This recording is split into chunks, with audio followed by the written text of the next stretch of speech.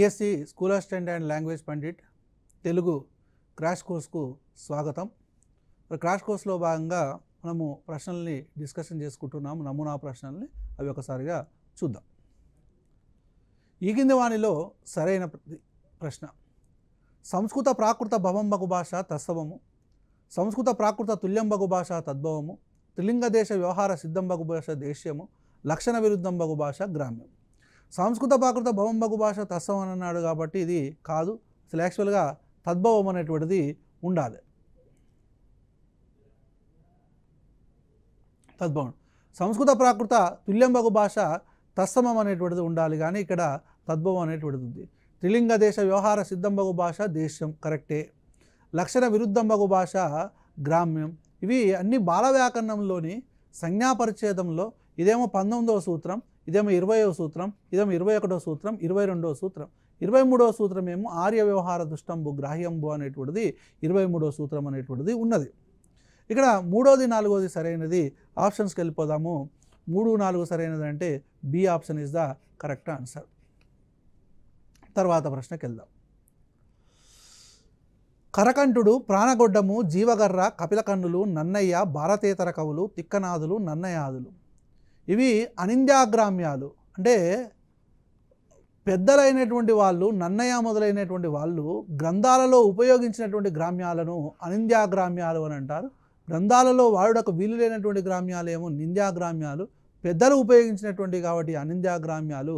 మరి అనింద్యాగ్రామ్యాలలో కరకంఠుడు అనేటువంటి గ్రామ్యాన్ని ఎవరు వాడారు అని అంటే నన్నయ్య మొదలైనటువంటి వాళ్ళు ఆడడం జరిగింది, నన్నయాదులు. ప్రాణగొడ్డము అనేటువంటి దాన్ని తిక్కనాదులు వాడడం జరిగింది. జీవగర్ర అనేటువంటి దాన్ని భారతేతర కవులు వాడడం జరిగింది. కపిల కన్నులు నన్నయ్య వాడడం జరిగింది. ఆన్సర్ వచ్చేసేసి డిసిబిఏ. డిసిబిఏ ఆప్షన్స్లోకి వెళ్ళినట్లయితే డిసిబిఏ ఎక్కడ ఉన్నది? ఫస్ట్లోనే ఉన్నది. అంటే A is the correct answer. తర్వాత ప్రశ్న చూద్దాం. హల్లుల జంట అర్ధభేదంతో అవ్యవధానంగా వచ్చే అలంకారం చేకానుప్రాస అలంకారం. ఇది డైరెక్ట్ ప్రశ్నే. చేకానుప్రాస అలంకారం. కాకి కోకిల కాదు కదా, చేకానుప్రాస అలంకారం. అది మరి కాకి కోకిల కాదని కానీ చేకానుప్రాసం ఎట్లయితే కాదు, వృత్యానుప్రాస అలంకారం అవుతుంది. అంటే నీటిలో పడిన తేలు తేలుతుందానన్నాము, చేకానుప్రాస అలంకారం అవుతుంది. తమ్మునికి చెప్పు దగకుండా నడవమని చేకానుప్రాస అలంకారం అవుతుంది. వృత్యానుప్రాసం అని అంటే ఒక హల్లు లేదా అంతకంటే ఎక్కువ హల్లులు పలుమార్లు ఆవృతమైనట్లయితే దాన్ని వృత్యానుప్రాసం అని అంటాం. లాటానుప్రాసం అని అంటే అర్ధభేదంతో కూడుకున్నటువంటి, అంటే అర్ధభేదము కాకుండా పదాలను తాత్పర్య భేదంతో ప్రయోగించినట్లయితే దాన్ని లాటానుప్రాసం అలంకారం అని అంటాం. అర్ధభేదంతో కూడుకున్నటువంటి హల్లుల జంట కొంత వ్యవధానంతో, కొంత గ్యాప్ తోటి మరలా వచ్చినట్లయితే దాన్ని యమకాలంకారం అని అంటాము. ఇక్కడ ఆన్సర్ వచ్చేసి చేకానుప్రాస అలంకారం అనేటువంటిది కరెక్ట్. చేకానుప్రాస అలంకారం అనేటువంటి కరెక్ట్. తర్వాత ప్రశ్న చూద్దాం. ఈ క్రింది వాణిలో విభిన్న సంధిని గుర్తించండి. సరసపు మాట, విరసపు వచనము, భయము ప్లస్ పడు, రక్తము ప్లస్ పోటు. ఈ అన్నిట్లలో మూ ఉన్నది. మరి మూ ఉన్నది కాబట్టి పుంపాదేశ సంధి అవుతుందా? కాదు. అంటే ఈ ఏ బి డి మాత్రమే పుంపాదేశ సంధులు అవుతాయి. ఏ బి డి మాత్రమే పుంపాదేశ సంధులు అవుతాయి. మరి భయము ప్లస్ పడు అనేటువంటిది ఏమవుతుంది? పడ్వాది సంధి అవుతుంది. పడ్వాది సంధి. మరి పుంపాదేశ సంధి అని అంటే ఏమిటి అని అంటే, పుంపాదేశ సంధి అని అంటే కర్మధారయమునందు మువర్ణమునకు పుంపులగు. కర్మధారయము అని అంటే విశేషణములతో కూడుకున్నది కర్మధారయం. విశేషణములతో కూడుకున్నది కర్మధారయం. మరి ఇప్పుడు సరసము ప్లస్ మాట అని అన్నాము. ఈ సరసము ప్లస్ మాటలో మాట అనేటువంటిదేమో విశేష్యము, సరసము అనేటువంటిది విశేషణము. ఈ విశేషణాలతో కూడుకున్నటువంటిది కర్మధారయం. ఆ కర్మధారయం నందు మువర్ణమునకు పుంపులు, పూ లేక సున్నాపు. సరసపు మాట, సరసంపు మాట. విరసపు వచనము, విరసంపు వచనము. భయము ప్లస్ పడు, భయపడు, భయం పడు. అంటే పడ్వాదులు పడవైనప్పుడు అంటే ఇక్కడ ఈ సున్నా మరియు కొన్ని ఆదేశం అవుతాయని పడ్వాది సంధి అని చెప్పుకుంటారు. రక్తము ప్లస్ పోటు ఇదేమవుతుందంటే పుంపాదేశ సంధి అవుతుంది. ఆన్సర్ వచ్చేసి విభిన్న సంధి ఏంటంటే భయము ప్లస్ పడు, భయపడు, పడ్వాది సంధి. తర్వాత ప్రశ్న చూద్దాం. ప్రథమేతర విభక్తి శత్రర్థక సువర్ణకములందున్న ఉకారమునకు సంధి వైకల్పికంగానగును. ఇది ఉకార సంధి. ఇది డైరెక్ట్ ప్రశ్న కాబట్టి సూత్రం తెలవాలి, తెలిస్తే ఈజీ అవుతుంది. తర్వాత బిట్. ఈ కింది వాణిలో అంపశయ్య నవీను నవల కానిదానిని గుర్తించండి. అంపశయ్య నవీను నవల కానిదాన్ని చూసినట్లయితే దాగుడు మూతలు అంపశయ్య నవీందే, మహారణ్యము అంపశయ్య నవీందే, తీరని దాహము అంపశయ్య నవీనే, పిడికడి ఆకాశం అనేటువంటిదే అంపశయ్య నవీన్ నవల కాదు.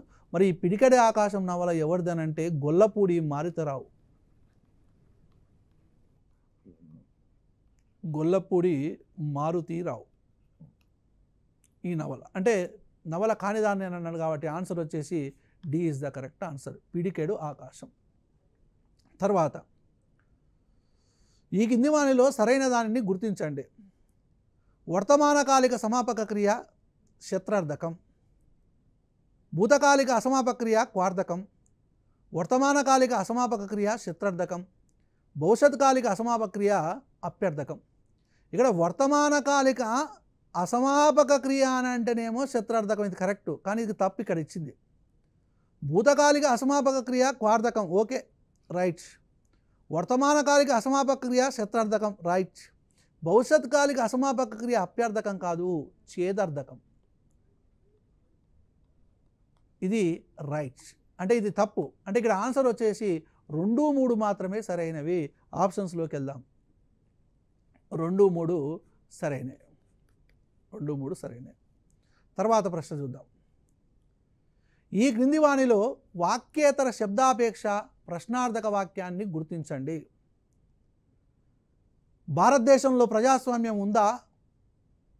ఆమె ఎందుకు నవ్వుతుంది? ఆ అమ్మాయి మంచిదే కదూ, నేను చెప్పిన ప్రశ్న వచ్చిందా అన్న.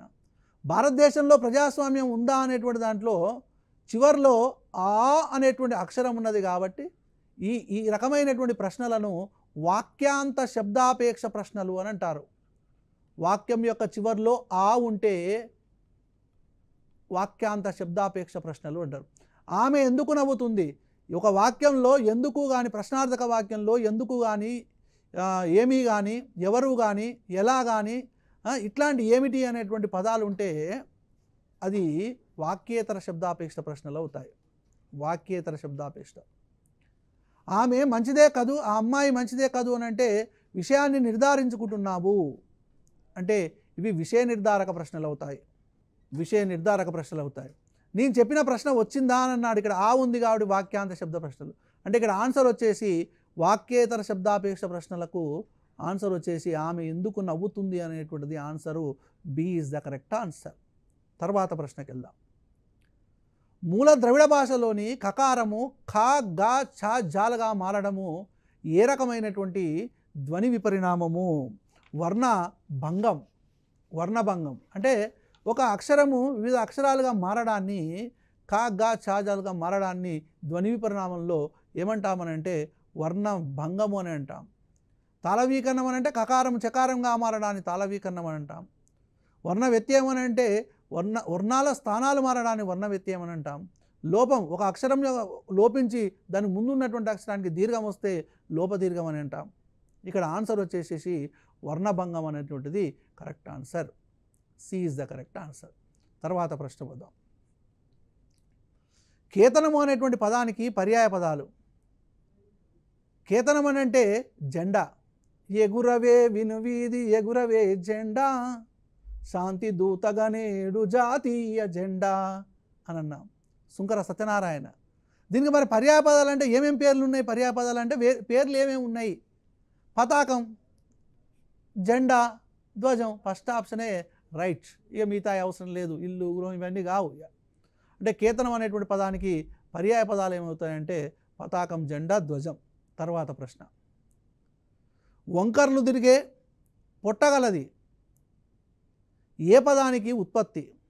రుకోదరము, వక్రోదరము, కాకోదరము, క్రూరోదరం.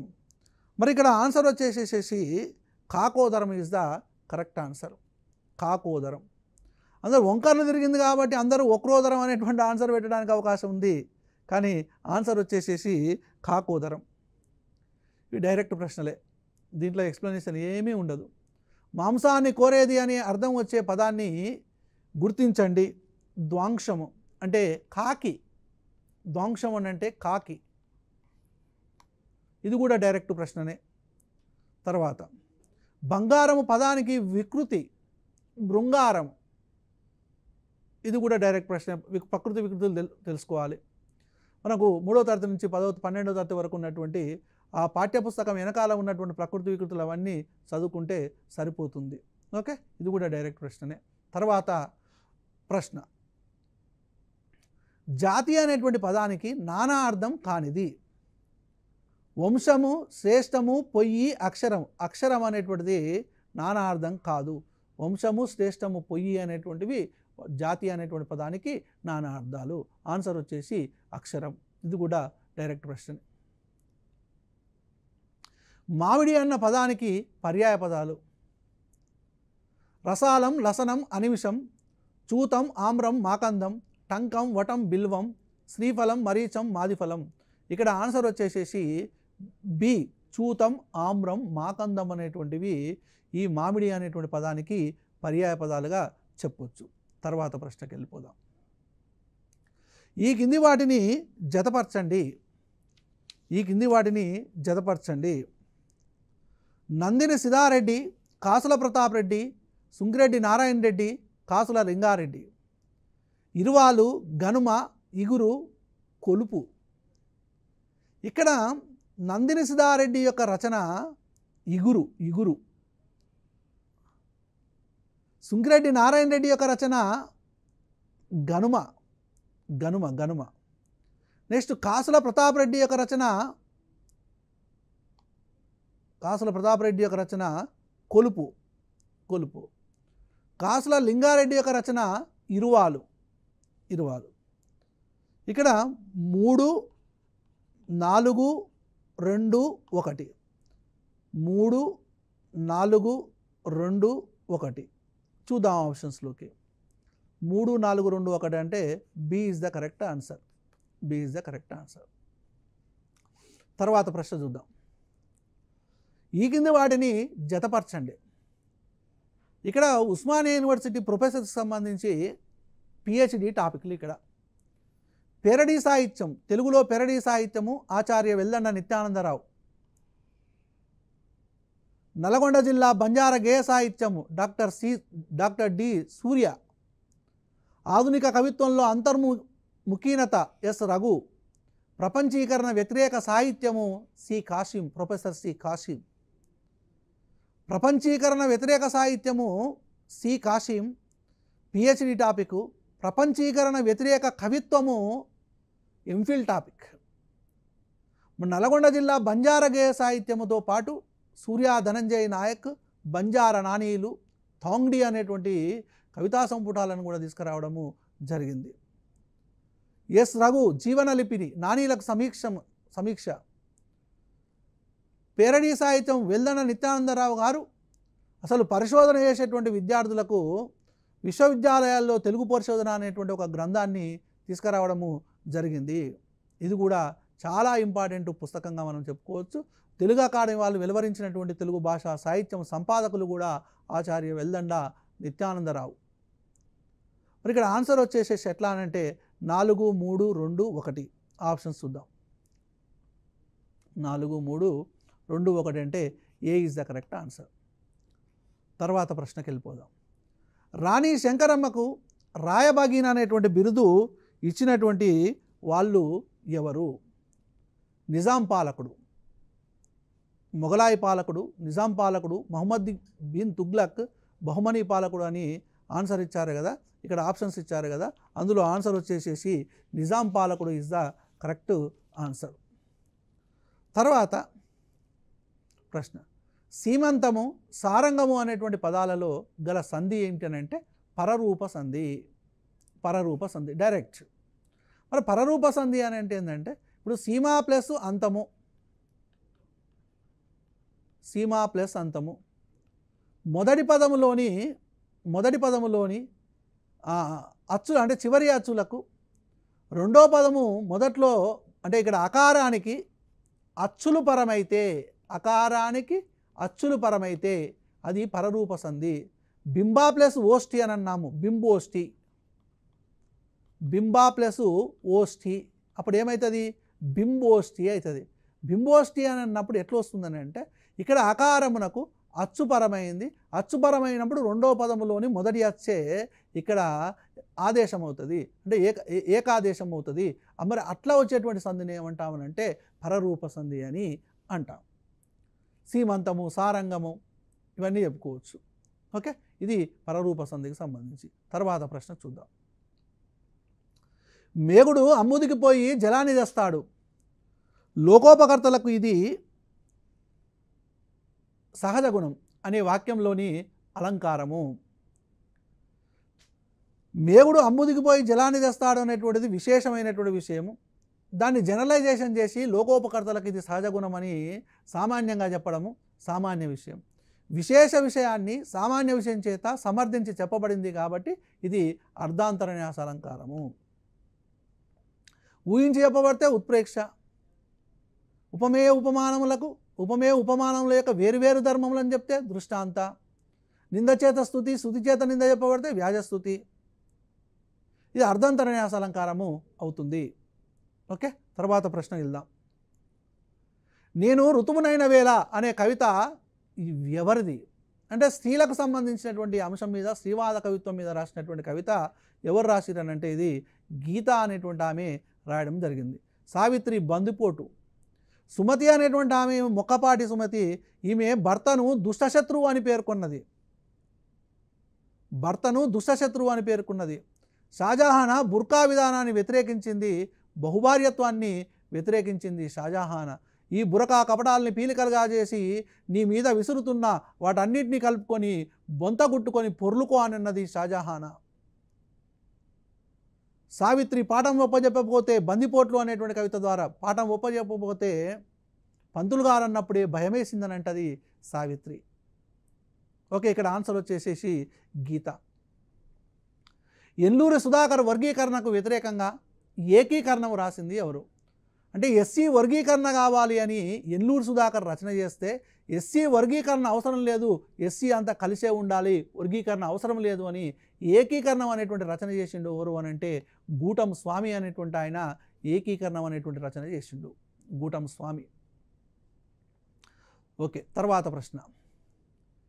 ఈ కింది వానిలో సారాలంకారమునకు ఉదాహరణ. నీ శిరీష మృదుల శరీరం ఎక్కడ, మన్మథకృత తాపమెక్కడ. తేనె మధురము దానికంటే అమృతం మధురము, దానికంటే చెలి వాక్కులు మధురం.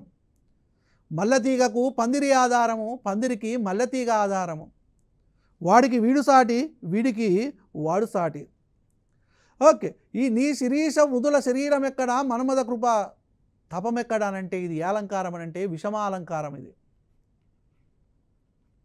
ఒకదానికొకటి సంబంధం లేనటువంటి విషయాలు. ప్రేమ ఎంత మధురం, ప్రియురాలు అంత కఠినం. ఉత్తమోత్తములకు ఉత్కర్ష చెప్పడాన్ని సారాలంకారం అని అంటారు. మల్లతీగకు పందిరి ఆధారము, పందిరికి మల్లతీగ ఆధారము అన్యోన్యాలంకారము. వాడికి వీడి సాటి, వీడికి వాడి సాటి అంటే ఉపమేయాన్ని ఉపమానంగాను, ఉపమానాన్ని ఉపమేయంగా చెప్తే అది ఉపమేయోపమాలంకారం అవుతుంది, ఉపమేయోపమాలంకారము. ఇక్కడ ఆన్సర్ వచ్చేసేసి B is the correct answer, B is the correct answer. తర్వాత ప్రశ్న. ఈ కింది వానిలో మధ్యాక్కర గణాలను గుర్తించండి. ఇవి అక్కరలు 5 రకాలు, అక్కరలు 5 రకాలు. అందులో మహాకర, మధ్యాకర, అంతరాకర, అల్పాకర అని ఉంటాయి. మధురాకర, అంతరాకర, అల్పాకర. ఇది మహాకర, ఇది మధురాకర, మధురాకర. ఈ 5 రకాల అక్కర్లను విశ్వనాథ సత్యనారాయణ రామాయణ కల్పవృక్షంలో ఉపయోగించిండు. యుద్ధమల్లుని బెజవాడ శాసనంలో ఉన్నటువంటి ఛందస్సు మధురాక్కర, సారీ మధురాక్కర కాదు, మధ్యాక్కర. ఇది మధురాక్కర, ఇది అంతరాక్కర, ఇది మహాక్కర. ఓకే, ఇక్కడ మధ్యాకరనే కావాలి కాబట్టి B is the correct answer. తర్వాత ప్రశ్నకి వెళ్దాం. ఈ కింది వానిలో సప్తమాత్ర గణాలను గుర్తించండి. సప్తమాత్ర గణాలు అని అంటే ఆ గణంలో ఉన్నటువంటి మాత్రలు లెక్క పెడితే 7 రావాలి. ఇప్పుడు మూడో ఆప్షన్ తీసుకున్నాము. మల, యగ, రగ, తగ ఉంది. మల అన్నప్పుడు గురువు గురువు గురువు లఘువు. యగ అన్నప్పుడు లఘువు గురువు గురువు గురువు. రగ అన్నప్పుడు గురువు లఘువు గురువు గురువు. తగ అన్నప్పుడు లఘువు గురువు గురువు గురువు. ఇక్కడ గురువు అంటే 2 మాత్రలు, లఘువు అంటే 1 మాత్ర. ఇక్కడ 6 + 1 7. ఇక్కడ 7 ఉన్నాయి, ఇక్కడ 7 ఉన్నాయి, ఇక్కడ 7 ఉన్నాయి. కాబట్టి 7 మాత్రలు. మిగతా వాటిలో ఏవి చూసుకున్నా కానీ 7 రావు. ఆన్సర్ వచ్చేసి 3 ఈజ్ ద కరెక్ట్ ఆన్సర్. సతత, నస, రరగ అనే గణాలు గల వృత్తపద్యము మహాస్రగ్ధర. పోయినసారి డిఎస్సిలో అడిగిండు. స్రగ్ధర సబరణ మా యా యా యా. పంచచామరము జర జర జగ. తోటకము సాలు 4 వస్తాయి. ఇక్కడ ఆన్సర్ వచ్చేసేసి మహాస్రగ్ధరకు సతత, నస, రరగ అనేటువంటిదే అవుతుంది. ఓకే. తర్వాత సిద్ధనామాలను విశేషాల నుంచి సాధించినటువంటి నామాలను ఏమంటారు అని అంటే విధేయ నామాలు అంటారు. ఇది కూడా చాలా చాలా చాలా ఇంపార్టెంట్ బిట్. విధేయ నామాలు అంటారు. తర్వాత ప్రశ్న. ఈ క్రింది పద్యాన్ని చదివి ప్రశ్నలకు సమాధానాలు రాయండి. ఇది అపరిచిత పద్య భాగము. ఇక్కడ పద్యం చూసినట్లయితే కంటికి నిద్ర వచ్చునే సుఖంబగునే రతికేలి జివ్వకున్ వంటకమిచ్చునే ఇతర వైభవములు 10,000 మానసమ్మంటునే మానుషంబుగల ఎట్టి మనుష్యున కెట్టివానికిన్ కంటకుడైన శాస్త్రవుడొకండు తనంతడి వాడు కలిగినన్. కంటికి నిద్ర, రతికేలిలో సౌఖ్యం, అదేవిధంగా తిన్నప్పుడు ఏదైనా నాలికకు రుచి, మనసు బాలేనప్పుడు ఇవన్నీ ఏవి రుచించవు. 10,000 ఉన్నా కానీ ఏవి రుచించవు.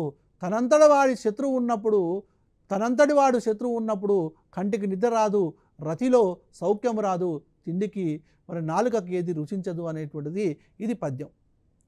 మరి ఈ పద్యానికి సంబంధించినటువంటి ప్రశ్నలు ఏమి అడిగాడో ఒకసారిగా చూద్దాం. ఈ పద్యం ఏ గ్రంథములోనిది? ఇక్కడ భీమఖండము, శృంగారనేషదము, కాశీఖండము, క్రీడాభినయం. ఇక్కడ చాలా వరకు ఏమనుకుంటారు, రతికేలి అనగానే ఇదేదో ఇదే ఉంది శృంగారనేషదం అని అనుకో, అందరు శృంగారనేషదమే పెడతారు. కాదు, ఇక్కడ ఆన్సర్ వచ్చేసేసి కాశీఖండము. ఈ 4 శ్రీనాథుడే రాసిండు. శ్రీనాథుడు రాసినటువంటి దాంట్లో కాశీఖండం అనేటువంటిది ఆన్సర్. స్వాభిమానం, గౌరవం, పరాక్రమం అనేటువంటి అర్థాలు గల పదాన్ని పద్యంలో గుర్తించండి. మానుషం, వంటకము, కంటకము. ఆన్సర్ వచ్చేసేసి మానుషం ఈజ్ ద కరెక్ట్ ఆన్సర్. మానుషం. ఈ పద్యము దేనికి సంబంధించింది? నారద భంగుపాటు, నారదుని యొక్క భంగపాటు, వింధ్యాపర్వతం యొక్క భంగపాటు, అగ్ని పర్వతం యొక్క భంగపాటు, మేరు పర్వతం యొక్క భంగపాటు అని చూసినట్లయితే ఈ పద్యము వింధ్యాపర్వతానికి సంబంధించినటువంటి భంగపాటుకు సంబంధించినటువంటి పద్యము. ఇది శ్రీనాథుడు కాశీఖండంలో చెప్పడము జరిగింది. ప్రతి పాదములోని యతిమైత్రి గల అక్షరాలను గుర్తించండి అని అన్నాడు. అసలు ఇది పద్యానికి వెళ్దాం ఒకసారి. పద్యంలో అసలు ఇది ఏ రకమైనటువంటి పద్యమో ఒకసారి చూద్దాం. ఇది ఛందస్సు చూసినట్లయితే ఉత్పలమాల ఉంటుంది. ఉత్పలమాల అంటే 1 10వ అక్షరానికి యతి చెల్లును. 1 10వ అక్షరానికి యతి చెల్లును. ఇక్కడ ఖం 10, వం వై, బం యా. ఇక్కడ మళ్ళీ కం అంటే 10వ అక్షరానికి చూసుకోవాలన్నమాట. 10వ అక్షరానికి చూసుకున్నప్పుడు ఉత్పలమాలలో ఒకసారి మరి ఇక్కడ చూద్దాము. కం వై, వం వై, బం యా, కం అని అంటే C is the correct answer. Right.